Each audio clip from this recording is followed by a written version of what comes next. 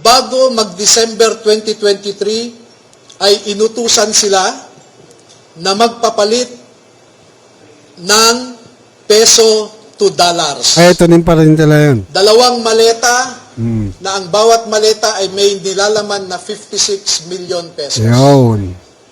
Kaya nakapagpalit sila ng equivalent to $2 million. Yan o, di ba? $2 million yung napapalitan nila. So, ganun katindi, di ba? Mantakin niyo yung mga kababayan, no? Ang daming Pilipinong naghihirap. Hirap na hirap sa buhay. Kagaya natin. Di ba?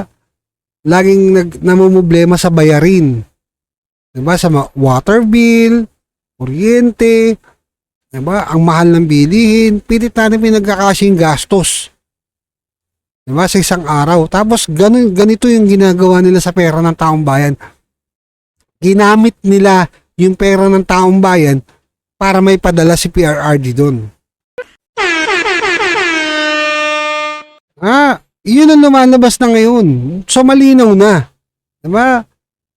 Kasi noon, sinasabi ko lang, kuro-kuro ko lang eh. Diba? Kumbaga, diba, nasa isip ko lang na, pero nasabi ko sa video ko yun, na, ang ICC, hindi naman yan talaga gagalaw, kumbaga, kung walang kapalit. Kaya nga tinawag yan eh. Ulitin ko nga, tinawag yan ni Donald Trump na corrupt.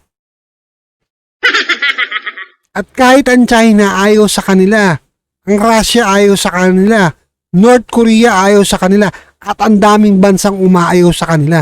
Eh paano nga daw kasi, corrupt? Diba?